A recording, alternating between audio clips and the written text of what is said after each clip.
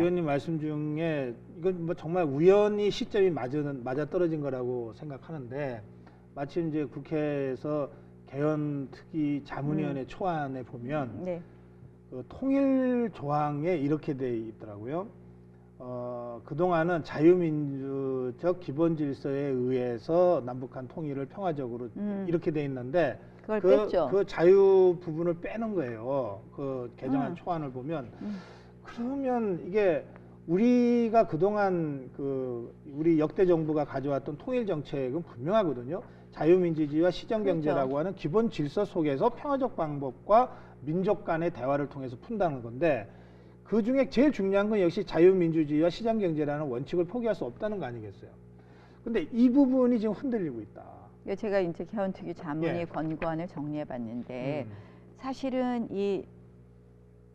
저는 이제 이게 뭐 개헌하고 통일하고 다 뭐 통일 얘기가 예. 이제 나와서 이제 개헌 얘기로 넘어가면, 저희가 이제 내년 지방선거 개헌을 지금 당 입장에서 부정적으로 생각하는 부분은 사실은 국회 내에서 지금 합의된 부분이 명확하지 않아요. 지금 거의 합의가 안 되어 있어요. 그래서 내년 6월 지방선거에 하려면 2월까지는 개헌안이 확정되어야 되는데, 민감한 부분이 하나도 정리가 안 되어 있는데 지금 자문위 권고안은 이렇게 엉뚱하게 나와 있거든요. 예. 사실은 통일에 있어서 자유민주주의를 뺀다는 것은 우리가 사회민주주의로 가는 통일? 우리 대한민국 국민 누가 원할까요? 결국 대한민국으로서 이만큼 뭐 우리가 경제에 있어서 북한보다 이렇게 앞섰는데 뭐가 무서워하지만 그 앞선 이유가 자유민주주의와 시장경제를 택했기 때문이거든요.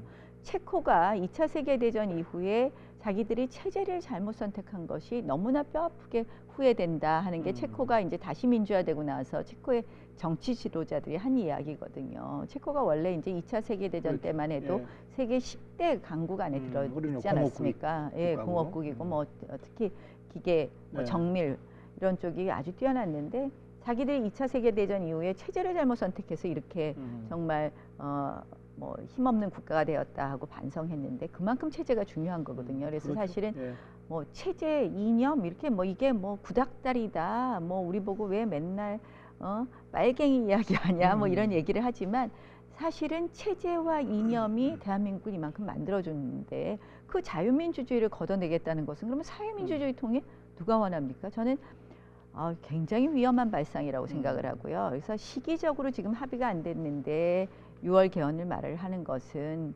어려운 부분이 있고, 그다음 두 번째는 지금 굉장히 기울어진 운동장에서 잘못해서 이런 이 말도 안 되는 자문위 권고안 같은 개헌안을 들고 나온다면 이거는 대한민국이 앞으로 존재할 수 없는 나라가 될 수 있는 개헌안이 될 수 있다고 생각하거든요. 그래서 조금 이 부분에 대해서는 뭐 조금의 문제가 아니라 저희가 이거는 절대 받아들일 수 없다 이렇게 생각합니다. 저는 이 문제를 보면서 내용 이전에 그 형식에 있어서 심각한 두 가지 문제가 있다고 생각을 했는데요. 우선 자문위원회가 어떻게 초안을 냅니까? 개헌안 초안을. 그것도 몇 점 몇 항을 이렇게 고치고 이렇게까지 돼 있거든요. 네. 이건 자문위원회의 역할 범위를 넘어서도 한참 넘어서는 월권이다 이런 생각이 들고, 두 번째는 여기 남아있는 내용 중에 상당 부분은 필요하더라도, 필요성을 인정하더라도 법률안 개정으로 갈 문제들이 많습니다. 맞아요. 그렇게 이를테면 많죠. 헌법이라고 하는 건 잘 아시겠지만 대한민국의 기본 질서와 핵심 가치를 선언하는 거잖아요. 이 대한민국의 기본 질서와 핵심 가치 안에서 세상의 변화와 사람들의 생각의 변화에 따라서 법률적 개정은 언제든지 이루어지는 겁니까? 근데 사형제 폐지 문제 같은 경우에 뭐 20년 전, 30년 전에는 사형제 폐지 주장자가 거의 없었다가 이제는 뭐 엇비슷하게 사형제 폐지 주장자가 많이 생겼으니까 이거는 대한민국 국민의 생각이 변한 거죠. 그러면 이 생각의 변화를 유연하게 잘 반영하려면 법률안 개정을 그때그때 하면 되는 건데, 이걸 헌법을 한번 고쳐놓으면 이건 정말 고치기도 어렵지만 바꾸기도 진짜 어려운 거 아닙니까? 그러니까 여기 초안에 나와 있는 대부분의 내용은 법률안 개정으로 처리해야 될 일들이에요. 근데 그렇죠. 왜 이렇게 됐을까? 저는 진보 진영이 그동안 많은 이 법률안 개정을 추진했는데 안 됐어요. 차제에 헌법 고치면서 밀린 숙제 다 해치우자. 너무 성급해요.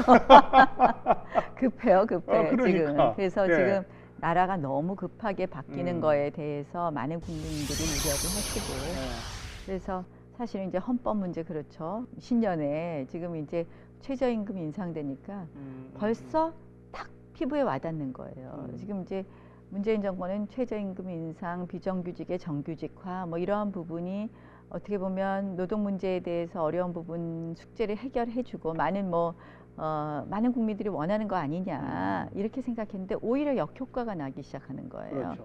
사실 뭐 요새 가장 어려운 것이 청년 일자리인데 그건 뭐 지금 계속 정권이 바뀌면서도 계속 숙제인데요.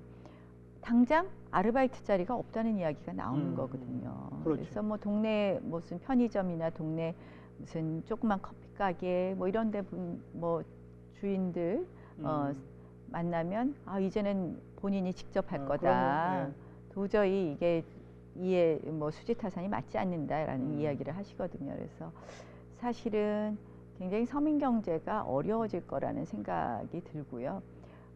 실질적으로 이제 저는 작년 연말에 이제 법인세 인상안 통과된 것을 정말 뼈아프게 생각하는데 제가 그날은 화가 나서요. 제가 평소에는 사실은 이제 좀 이런 뭐 이 당내에도 질서가 있기 때문에 그럼 저 당내에 뭐 원내대표가 나가서 항의를 하든지 이렇게 하라고 그러고 전 좀 뒤로 뭐 그렇게 해달라고 좀 대신 얘기만 하고 했었는데 그날은 너무 속상하고 화가 나서 앞에 나가서 국회의장한테 따졌습니다.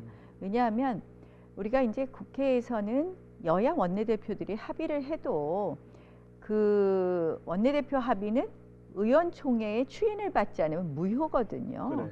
그래서 우리가 분명히 그 전날 원내대표들이 합의한 법인세 인상이나 이런 부분에 대해서 의총에서 추인을 안 했기 때문에 그러니까 의사 일정 그날 회의를 하기로 한 거는 합의가 되었지만 안건 상정에 대해서는 합의가 안 된 거거든요. 그런데 저희가 의원총회 중에 그냥 법인세 인상을 두드렸어요. 근데 뭐 사실 지금 그러니까 트럼프 예산 부수법안이라는 이유로. 명목으로 직권 상정 가능하다고 해서 그래서 이제 그걸 그냥 통과시켜 버리셨는데 사실은 법인세를 이렇게 인상한 것은 저희가 그동안도 우리 기업이 한국에 투자하기를 꺼려 했는데 뭐 실질적으로 공장을 짓지 않은 대기업도 많고 뭐 지표로 나오거든요. 근데 이제는 한국에서 기업하면 소위 이거는 제정신이 아닌 일이다라는 이야기가 공공연하게 나올 정도예요. 근데 미국은 지금 법인세 인하해서 원래 저 공화당 대통령 트럼프 대통령에 대해서 뭐 뉴욕타임스 별로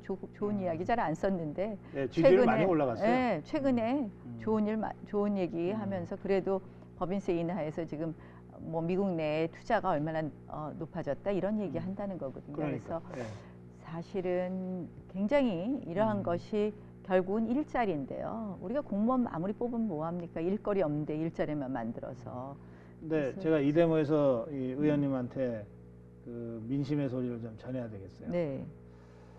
그러니까 다 좋은데 아까 이제 그 법인세 통과 과정에서 말씀을 하셨지만 그보다 훨씬 더 근원적이고 중요한 이 문제인 개헌 문제 같은 경우에도 도대체 한국당은 뭐 했냐? 또 한국당은 뭐 하고 있냐? 이런 소리가 막 들리잖아요. 좀 어떻게 설명하실래요?